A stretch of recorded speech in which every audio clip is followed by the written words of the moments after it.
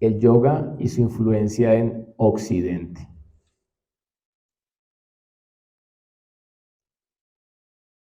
La globalización podemos entender que tiene dos vías de comunicación. Entonces, una que va hacia un lado y la otra que se devuelve hacia el otro lado. Y este proceso de globalización, mundialización, sabemos que es un proceso económico, político, tecnológico, social, cultural, y pues que ha trascendido todas las barreras físicas. Y además de esto ha creado una comunicación y una interdependencia entre los diferentes países del mundo. Y prácticamente sabemos que estamos a un clic de distancia de conectarnos con cualquier parte del mundo. Y pues tenemos que entender que como son dos vías de comunicación, entonces el Oriente ha influido en el Occidente y viceversa. Y podemos ver entonces en India, pues yo he tenido la fortuna ya de haber ido varias veces a India, y hemos visto, sobre todo en las grandes ciudades de la India, una India totalmente occidentalizada, en la cual las personas quieren cada vez más pertenecer al arquetipo de la cultura occidental, de la cultura capitalista, de la cultura consumista. Y pues digamos lo que esta es una fotografía que ilustra un poco el proceso. Y acá tenemos a un practicante de yoga de la escuela Shaiva, de la escuela del señor Shiva, y específicamente estos practicantes son llamados Nagababas. Ellos andan desnudos o algunos andan con un taparrabo, sobre todo cuando bajan a los lugares públicos. Normalmente solo se visten con cenizas de cadáveres que vienen de los crematorios, en señal de su renunciación extrema y en señal de que el señor Shiva, en cierta manera, rige el tránsito hacia la muerte y la destrucción de los tres mundos. Entonces por eso ellos cubren su cuerpo con cenizas de cadáveres, para conectarse con la impermanencia del cuerpo material y la permanencia del alma. Y acá podemos ver al lado de él otro sadhu tomando una selfie. Entonces fue muy chistoso. Uno de los maestros espirituales que nos visitó este año, Srila Bhaktivichar Vishnu Goswami Maharaj, él nos contaba que en Brindavan es un pueblo cerca de Nueva Delhi que es muy especial para los Vaishnavas, para las personas que practicamos la devoción a Krishna. ¿Por qué? Porque en Brindavan hace 5000 años apareció el Señor Krishna en la tierra. Y entonces nosotros vamos generalmente a peregrinar a este lugar, y en plena pandemia se hizo un Kumbh Mela en Brindavan, en el cual obviamente no se respetaron las leyes del aislamiento social, ni de las mascarillas, ni nada de esto. Eran miles y miles y miles de peregrinos, todos juntos en esta celebración. Y entonces Vishnu Maharaj me decía que de repente apareció un Nagababa totalmente desnudo, sin ninguna pertenencia, y de repente empezó a timbrar algo sobre su enmarañado pelo, y entonces era el celular, y sacó el celular y lo contestó. Y todos los sadhus que estaban alrededor empezaron a reírse.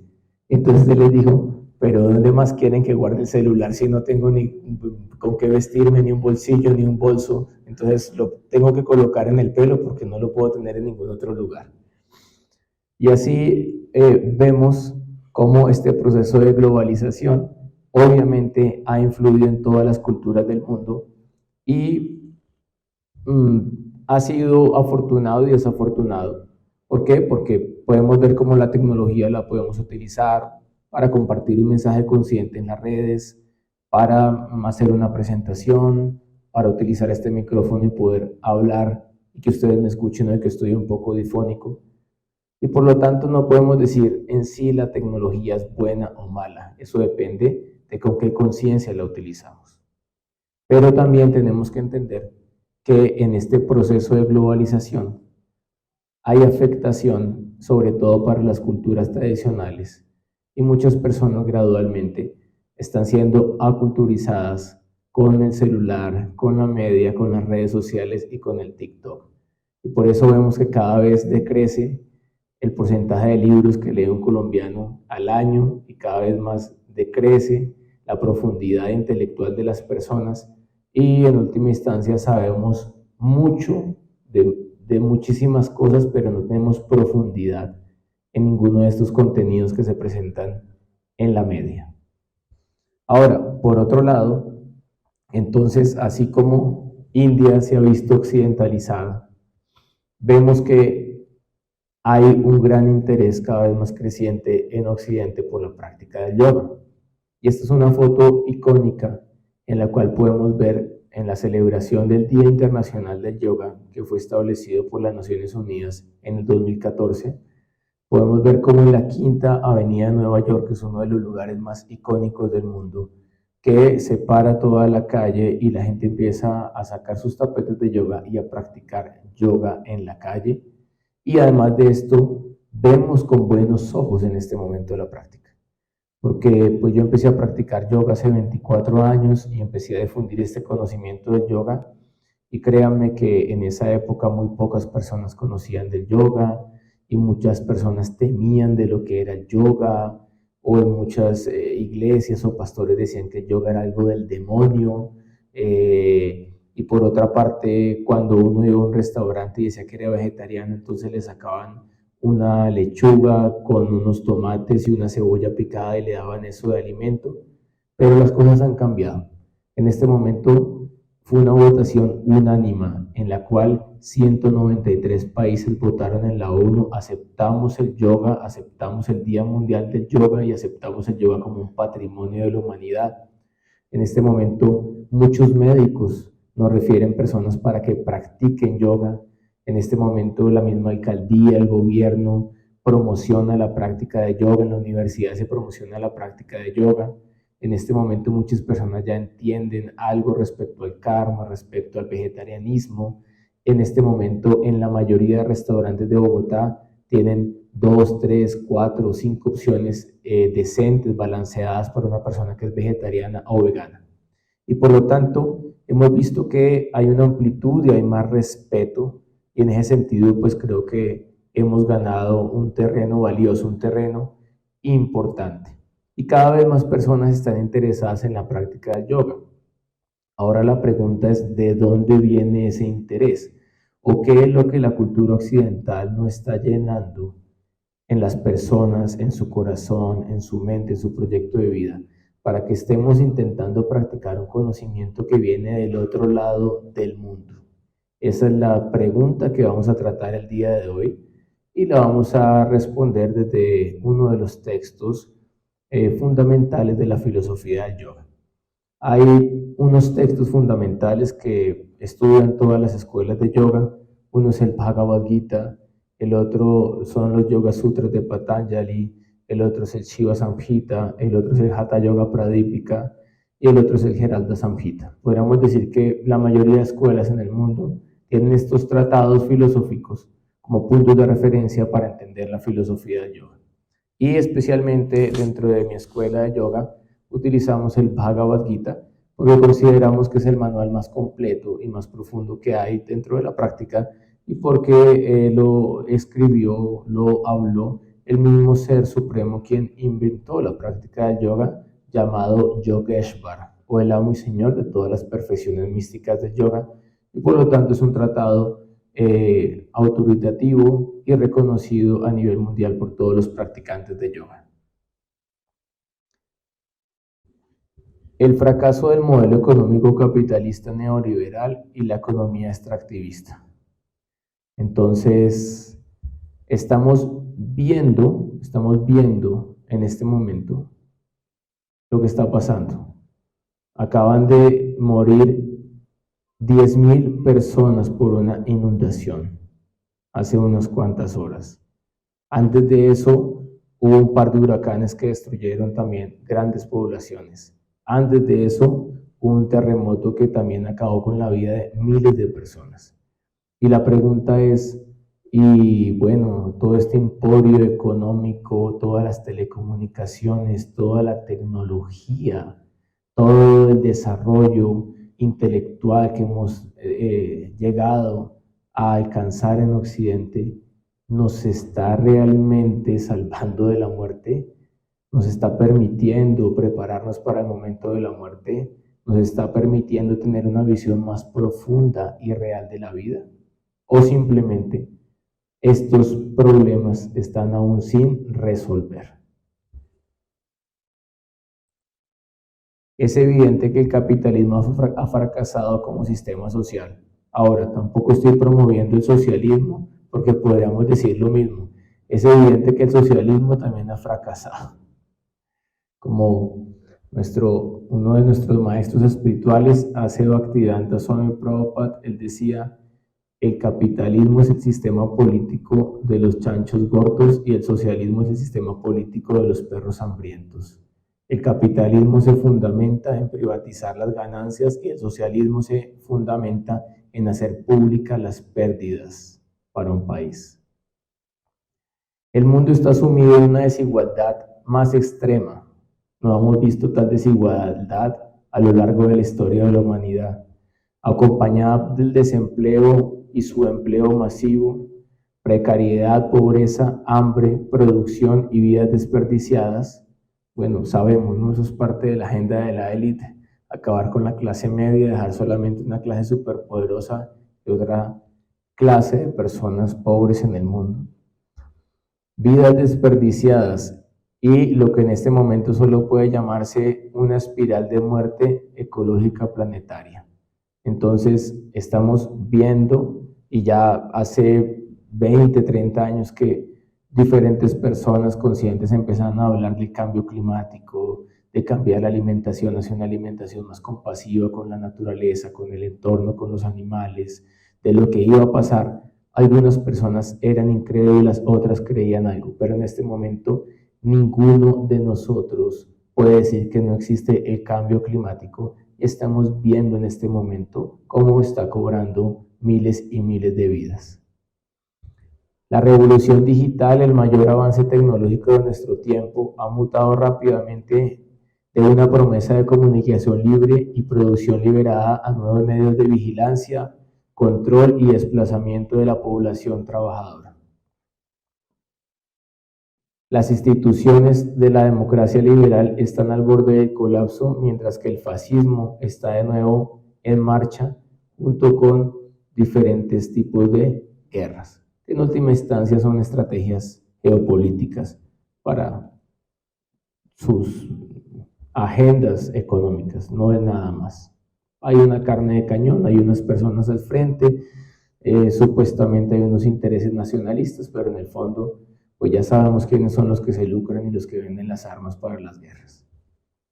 Ahora, todo esto entonces está llevando al ser humano a que tenga un vacío existencial, y ya sabemos que ese vacío existencial no se puede llenar con conocimiento intelectual, no se puede llenar con tecnología, no se puede llenar con dinero, no se puede llenar con disfrute temporal de los sentidos. Ese vacío existencial solamente se puede llenar a través de el amor. Pero el mismo amor también está muy desvalorizado en tiempos modernos. Es más, la mayoría de personas piensan que tener sexo es hacer el amor. Y pues no tenemos nada en contra del sexo, desde que sea con conciencia y con el sentido de cuidar a una persona y de comprometerse seriamente con alguien. Pero realmente amor es una palabra muy grande que no podemos limitar solamente a la vida sexual. El amor es el fundamento de la vida y la fuente del amor es el Ser Supremo. Y cómo conectarnos con esta fuente del amor, ese es el objetivo de la práctica del yoga. Y eso en última instancia es lo que va a poder llenar este vacío existencial que tenemos en lo más profundo de nuestro corazón. El vacío existencial es una espiral de sufrimiento, consciente o inconsciente, debido a la pérdida del significado y el sentido de vida. En este momento, la Organización Mundial de la Salud ya ha declarado como una pandemia de las enfermedades mentales que están sufriendo millones de personas en este momento en el mundo. Y en última instancia, gran parte de estas enfermedades, tanto físicas, porque recordemos que el 80% de todas las enfermedades es un componente psicoemocional, emociones que no hemos podido gestionar, resolver y que están en la mente inconsciente. Y las enfermedades mentales también tienen que ver con la pérdida de significado y el sentido de vida, una gran parte de ellas. Ahora, ¿cómo el conocimiento del yoga entonces va a ayudarnos a dar un sentido a la vida y a poder llenar este vacío existencial que la mayoría de personas tienen? ¿Y por qué entonces en el fondo, más allá de solamente la práctica de asana o la práctica de los ejercicios físicos, que está bien, pero simplemente la punta del iceberg dentro de lo que realmente es el conocimiento y el aporte del yoga, el por qué tantas personas se están enamorando de la práctica, quieren acercarse a la filosofía, quieren comprender el significado de los mantras, quieren practicar meditación y tener una vida más feliz? El primer punto es entender quiénes somos. Y para esto, en el yoga se describe algo que se llama Atma Gyan. Atma Gyan significa el conocimiento del ser. A mí en esta misma facultad me enseñaron que el ser humano es un animal racional. Pero por otra parte, en los Vedas me enseñaron que el ser humano es un ser de naturaleza divina, que se manifiesta a través de diferentes cuerpos, vehículos o campos de expresión. ¿Cuál es la naturaleza de ese ser? En el Bhagavad Gita, como les digo, que para nosotros es nuestro principal referente de la filosofía del yoga, se explica: Nashato vidyate bhavo nabhavo vidyate sataha upayor apidristo anastu anayostatva darshivi. Los videntes de la verdad, tattva darsinos, aquellos que pueden ver más allá, que pueden ver las cosas tal como son, han concluido que de lo temporal, el cuerpo material, no hay permanencia. Y de lo eterno, el alma, no hay cambio.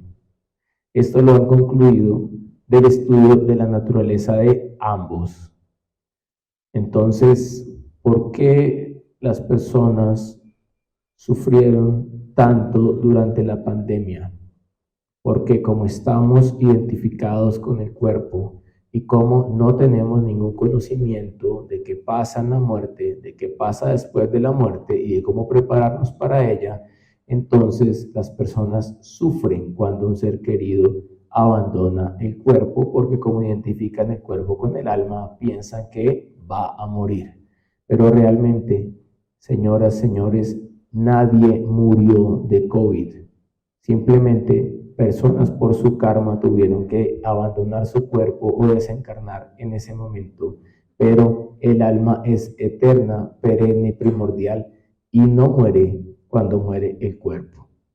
Por lo tanto, cuando tenemos este conocimiento del alma, esa dimensión espiritual y eterna del alma hace que gradualmente nos liberemos del miedo y el temor a la muerte que tanto intentaron infundirnos los medios de comunicación durante 2 años en la pandemia. El segundo punto muy importante, el yoga y el respeto por la vida. La palabra ánima viene de alma, viene del latín anima. Y en la Edad Media, cuando se empezó a hacer toda esta división entre la parte secular y no secular, entonces se desalmó, se empezó a desalmar todo. ¿Por qué? Porque se estaban generando los cimientos de esta economía neoliberal. Entonces, ¿cuál fue la estrategia? Quitémosle el alma a los ríos, quitémosle el alma a las plantas, quitémosle el alma a los negros, quitémosle el alma a los indígenas. Incluso no hasta hace unas cuantas décadas las mujeres ni siquiera tenían derecho a la educación superior ni al voto en este país.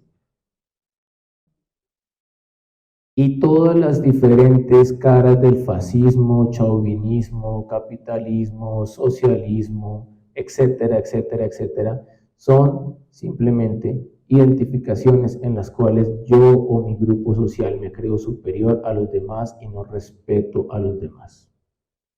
Pero, ¿qué nos ha enseñado el Bhagavad Gita? ¿Qué nos enseñan los Vedas? Vidya vinasaye sampane brahmane habihastini sunichaiva pakecha pandita samadarshinaha. Un pandit, una persona que tiene comprensión de la verdad absoluta, no solo intelectual, realizado desde su corazón, él tiene samadarsin, él puede ver a todos con ecuanimidad. Él ve igual a una vaca, él ve igual a un perro, él ve igual a un brahmana, a una persona dedicada a la verdad, y él ve igual incluso a un swapaka o un comedor de carne de perro. Porque él sabe que detrás de esta caracha, detrás de esta disfraz externo, hecho de los diferentes elementos materiales, se encuentra el alma. Y el alma es parte y porción de Dios. Y el alma es lo más valioso que hay en la creación. Y por lo tanto, cuando un yogi ve a cualquier entidad viviente, lo único que puede hacer es juntar sus manos y decir Namaste, reverencio al ser espiritual que hay en tu corazón, el cual es de la misma naturaleza, eterna, consciente y bienaventurada del ser espiritual que hay en mi corazón. El siguiente punto es que el yoga nos ayuda a desarrollar la capacidad de resiliencia. Para las personas que no saben qué es la resiliencia, es podernos adaptar a los cambios y sobre todo a las situaciones adversas de la vida, entendiendo el por qué y el para qué, y entendiendo que en última instancia todo esto pasa para que podamos crecer, para que podamos desarrollar amor, para que podamos desarrollar empatía y apuntar hacia un mundo mejor. Hay muchos cursos en este momento de autoestima, de superación personal, que intentan decirle a las personas, eres el ser más feliz del mundo, soy uno con el universo, todo es felicidad para mí, todo lo que tú anhelas lo vas a obtener. Esta película del deseo, este libro del deseo, la ley de la atracción, etcétera, etcétera, etcétera. Pero todo esto, desde la filosofía del yoga, son simplemente quimeras, son simplemente juegos infantiles, porque desde que naces ya tienes comprado una cuota de shuka, de felicidad, y de dukkha, de sufrimiento en tu vida. La felicidad y el sufrimiento son las dos caras dentro de esta existencia material. Y por lo tanto, ¿cuál es el consejo del Bhagavad Gita? Matras parshastu kaunteya sitoshna sukadukada agama payino anityastanti tikshasva bharata. La aparición temporal de la felicidad y la aflicción y su desaparición a su debido tiempo es igual que la aparición y la desaparición del invierno y el verano.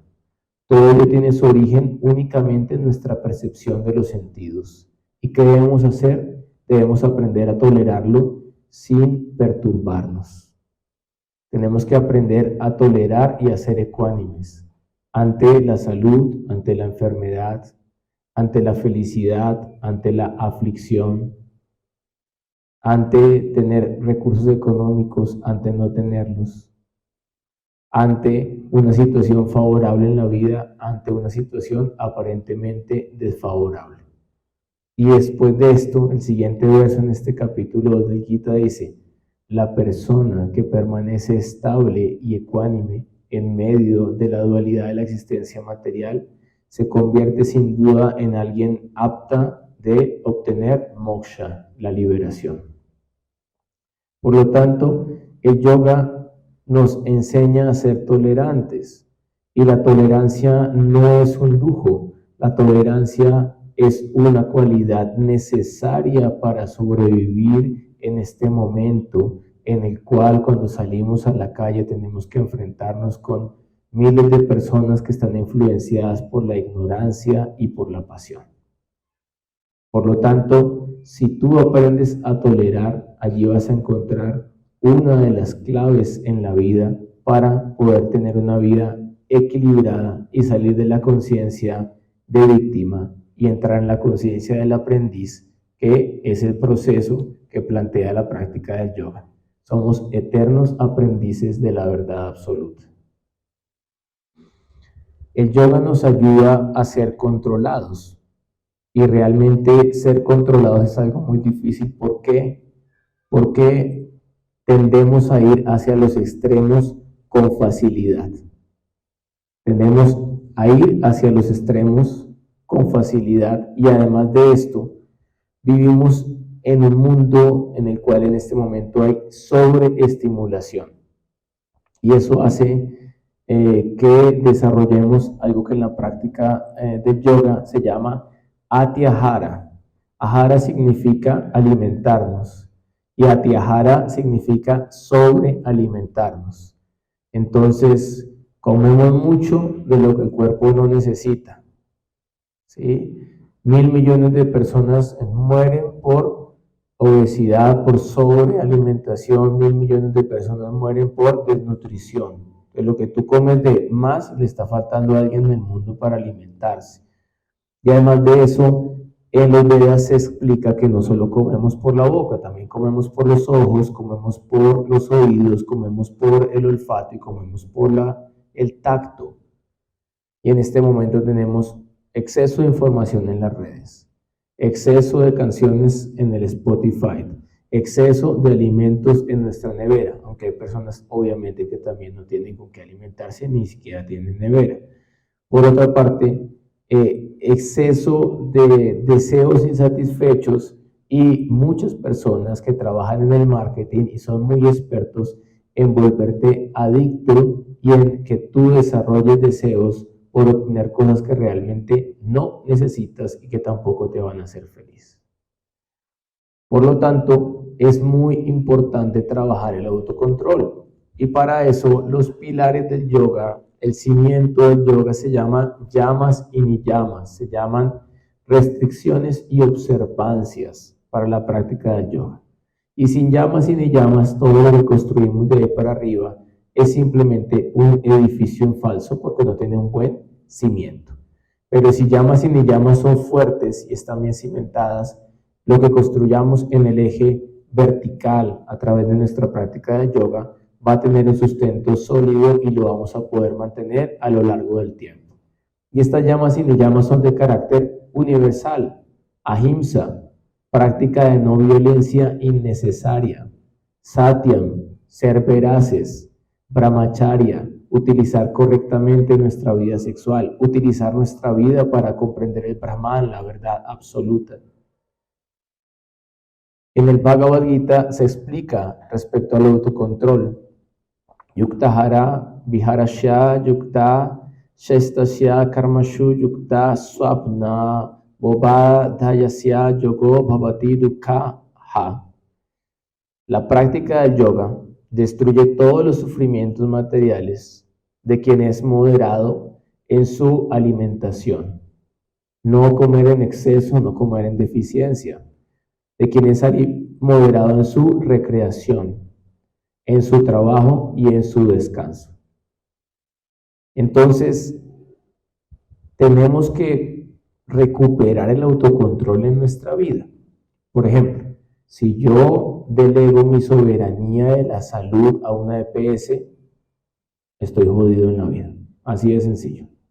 Y ya hace un par de meses hicieron la amenaza a las EPS al gobierno, ¿cierto? Pasaron una carta y dijeron, vamos a entrar en quiebre, no sabemos qué va a pasar con tantos millones de usuarios que tenemos.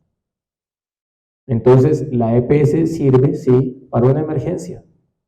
Bueno, tuviste un accidente, lamentablemente, un accidente en un vehículo, pues tienes que ir a unas urgencias a que te atiendan en un hospital. Pero si tú crees que en la EPS te van a hacer medicina preventiva, si tú crees que en la EPS te van a decir cómo detoxificar tu hígado, si tú crees que en la EPS te van a enseñar cómo limpiar el colon, si tú crees que en la EPS te van a enseñar a respirar, si tú crees que en la EPS te van a enseñar cómo llevar una alimentación sana, balanceada y equilibrada, no van a cumplir esas expectativas. Por lo tanto, gran parte de gestionar la salud depende de ti y depende de tu nivel de conciencia y depende de tu compromiso con tu propio cuerpo. Ahora, Yo tal vez puedo pagar en mi casa a una empleada para que haga el aseo de mi casa, pero yo no puedo pagarle a alguien, oiga, haga la práctica de asanas por mí, vaya usted al parque y haga el ejercicio por mí, aliméntese por mí. Por lo tanto, el yoga nos dice que tenemos que ser regulados y tenemos que distribuir nuestro tiempo para poder comer bien, para poder dormir lo necesario, para trabajar lo necesario, para poder compartir con mi familia, para recrearme de forma bondadosa y además de eso, lo más importante, para establecer el yugo o el vínculo con el Ser Supremo, que es en última instancia el Sanatan Dharma o el deber eterno del alma. El yoga y el desapego. Se nos ha enseñado desde la infancia que tenemos que apegarnos a los resultados y por eso la mayoría de la educación se basa en unas evaluaciones y en unas calificaciones y en un sistema educativo que no sé si lo saben o no, pueden ver el documental de la educación prohibida. Este sistema de educación se planteó en Prusia para entrenar a la gente para la Primera Guerra Mundial y se basa en el mismo sistema con el cual se entrena un perro que se llama castigo y recompensa. Ahora, tal vez no está mal en algún momento de nuestra vida en que tengamos que tener ese tipo de educación, pero si nos quedamos toda la vida dependiendo del castigo y de la recompensa, entonces vamos a estar luchando y si el semáforo encima tiene una cámara que nos va a sacar una foto multa y nos va a sacar una foto, no me paso el semáforo en amarillo. Pero si el semáforo no tiene una cámara encima, me vuelvo el semáforo y puedo causar un accidente de tránsito. Por lo tanto, en el yoga estamos aprendiendo el arte del autocontrol y además de eso, el arte de desapegarnos del resultado y aprender a trabajar sin policía a bordo, sin juez a bordo. Tu misma conciencia es la que tiene que determinar lo que es correcto para ti, correcto para la sociedad y correcto para el ecosistema.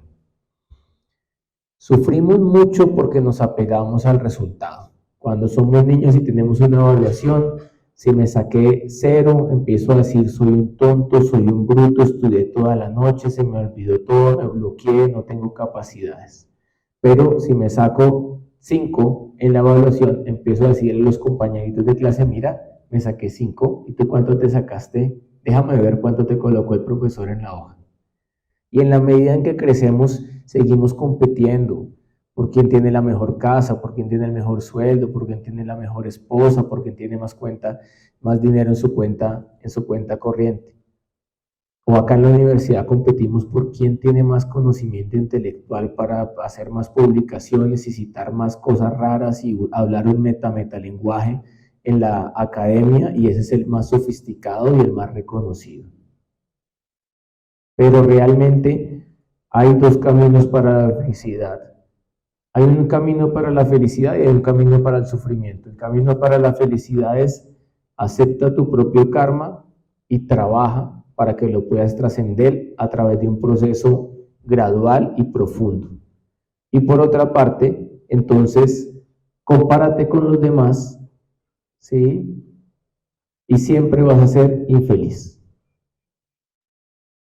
Ahora, los Vedas nos dicen que nosotros tenemos derecho a trabajar, tenemos derecho a llevar a cabo la acción prescrita, tenemos derecho a poder cumplir con nuestro propio deber. Eso se llama en sánscrito swadharma, el deber propio.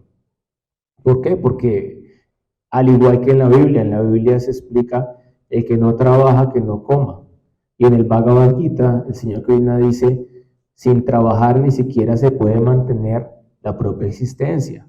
Entonces no estamos en contra de que se trabaje, de que haya un esfuerzo, tiene que haber un esfuerzo para sacar una familia adelante, tiene que haber un esfuerzo para sacar una carrera adelante, tiene que haber un esfuerzo para sacar un negocio adelante. En los Vedas está en contra del esfuerzo innecesario, ati prayasha, exceso de esfuerzo. me esfuerzo demasiado por obtener cosas materiales que en el momento de la muerte voy a perder. Por lo tanto, una pequeña cantidad de desapego, una pequeña cantidad de renunciación es importante para empezar la práctica espiritual, la práctica del yoga. Y al respecto, en el Bhagavad Gita se explica Karmadieva Dikarashte Mapaleshu Kadachara Makarma Falajeturbur Mateshango Stu Akarmani. Tú tienes derecho a ejecutar tu swadharma, tu deber propio. Lo debes ejecutar. Así tengas errores, no hay ningún problema. Pero lo que no tienes derecho es a estar codiciando los frutos de la acción. Entrega el resultado del Ser Supremo y de esa manera entonces te vas a liberar del karma, te vas a liberar de la reacción, te vas a liberar del sufrimiento y vas a ser una persona agradecida con la vida. El yoga y la muerte. En la cultura occidental, la muerte es un tabú, y en la mayoría de culturas, pero las culturas ancestrales ven de forma más natural la muerte. ¿Sí? Cuando la mayoría de personas mayores uno empieza a hablar de la muerte y dicen, no, mijo, no hable de ese tema. ¿Sí? No hable de ese tema. Pero realmente, unos por karma van a tener hijos, otros no. Unos por karma van a tener dinero, otros no. Unos por karma van a viajar al exterior, otros no. Unos por karma les va a ir bien el matrimonio, a otros les van a poner los cachos. Ese es el karma, es individual. Pero todos tenemos ya un tiquete comprado. Y ese tiquete comprado es vernos con Mrityu, con la muerte. Eso ya está allí.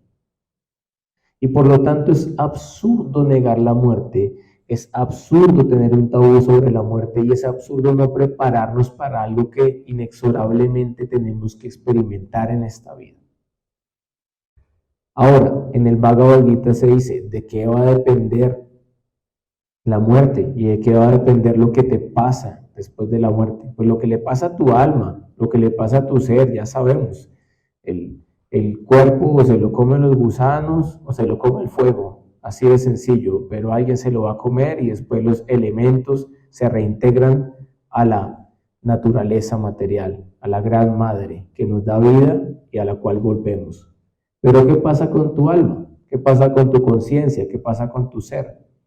En el Bhagavad Gita se explica Yam Jamba Prishmaram Bhavan Tyan Yan Tyante Kalevaram Tam Tane Vaititi Kaunteya Sada Tat Bhava Sambitaha. Cualquier estado de conciencia, emoción que tú tengas, bhav, en el momento de la muerte, va a determinar tu próximo destino. Pero el momento de la muerte no es algo fácil. Eso se describe. El yoga es una ciencia completa, es una ciencia mística. Todo está descrito en los Vedas. Ahí se describe que el alma sufre porque está apegada al cuerpo material. Se describe que se daña toda la red etérica, se empieza a desprender el cuerpo físico del cuerpo sutil. Se describen que los datos y los elementos estructurales son quemados por los agnis, las energías calóricas del cuerpo, y se describe que el alma que no está preparada está en un estado de mucha confusión y ansiedad en ese momento. Y por lo tanto, si tú quieres trascender en el momento de la muerte, tienes que prepararte severamente durante toda la vida. En el Mahabharata se describe, el entrenamiento militar debe ser tan fuerte que la guerra sea simplemente un descanso.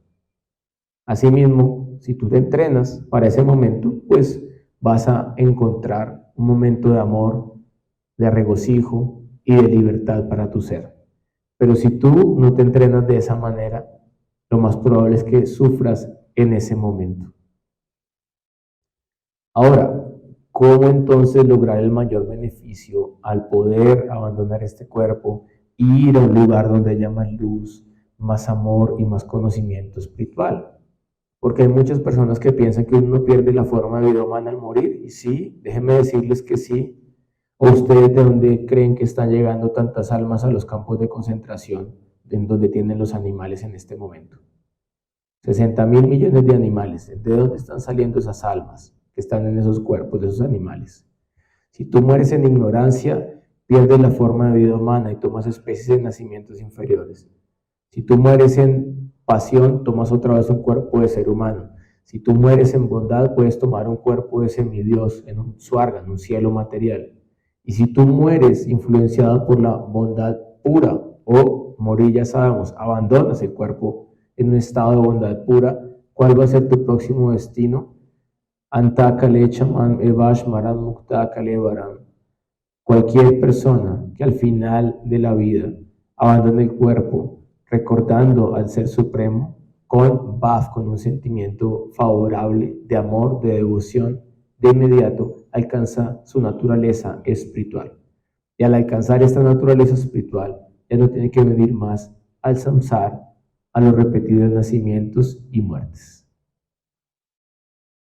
Finalmente, y lo más importante dentro de la práctica del yoga, el cultivo de nuestra relación eterna con el Ser Supremo. Ahora, esto no es algo que lo estoy inventando yo. Hay 4 sistemas importantes del yoga. De resto, todo lo demás es una invención del ser humano. Le ponen un rótulo y pues muchos de esos rótulos son simplemente marketing, es la verdad. Pero desde la filosofía de los Vedas hay 4 sistemas de yoga. Ashtanga Yoga, o el yoga, el proceso de yoga óctuple o yoga místico. Karma Yoga, entregar el fruto de la acción al Ser Supremo. Jnana Yoga, la realización del aspecto impersonal de Dios a través del estudio del Vedanta. Y finalmente Bhakti Yoga, o el yoga de la emoción, el yoga de la devoción, el yoga de la dedicación. Y en el Bhagavad Gita, cuando se describe el proceso de la meditación, al final de este capítulo, Dhyana Yoga, el capítulo 6 del Bhagavad Gita, se explica: Yoginana Pisarvesan, Madgateranter Almanam, Sradavam Vayante Yomam, Samayukta Tamo Mataha. De todos los yogis, los que hacen asanas, los que hacen servicio desinteresado, los que estudian el Vedanta, aquellos que tienen Sradavan, gran fe en mí, Madgater Antar, quien han tomado en mi refugio como la meta suprema de la vida, y Vayan, quienes hacen servicio a mí, son los que estaban más íntimamente unidos a mí a través de la práctica del yoga. Yuktatam, el nivel más elevado de unión, la meta más elevada dentro de la práctica del yoga. Y por lo tanto, tenemos unos grandes retos al practicar yoga en Occidente. Estos mismos retos también se presentan en India en este momento. Entonces, tenemos una práctica de yoga hipersexualizada. Por ejemplo, si yo coloco un verso del Bhagavad Gita de los que les acabo de mencionar, que como se dieron cuenta tienen una verdad ontológica muy profunda, me dan 5 likes. Pero si una chica de estas sale con poca ropa, con un cuerpo espampanante, haciendo una postura, entre más exótica la postura mejor, y la coloca, ella, que yo saqué esa foto del Instagram de ella, tenía 5,000 likes por esa foto, por ejemplo. Entonces, lamentablemente, estamos viendo un yoga hipersexualizado, en el cual se incrementa el apego al cuerpo, mientras que el real yoga lo que nos hace es identificarnos con el ser y gradualmente trascender el apego y la limitación del cuerpo material. Por otra parte, el ser occidental, en su afán de disfrutar, en su espíritu pagano, en su espíritu egocéntrico, dionisíaco, entonces inventa cualquier cosa. Entonces hay Vir Yoga. Entonces toman una cerveza y hacen una postura, se quedan borrachos tomando cerveza haciendo posturas. ¿Sí?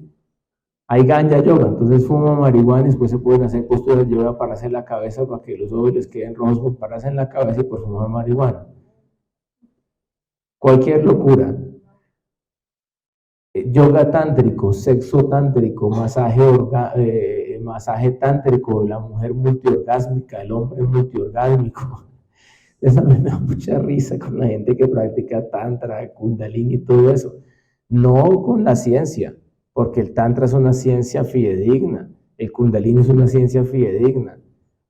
Pero tú colocas tantra en internet y te sale una pareja haciendo la flor de loto y teniendo sexo. Eso es lo que generalmente sale con tantra. ¿Pero qué significa tantra? La palabra tantra significa concebir la liberación de la energía.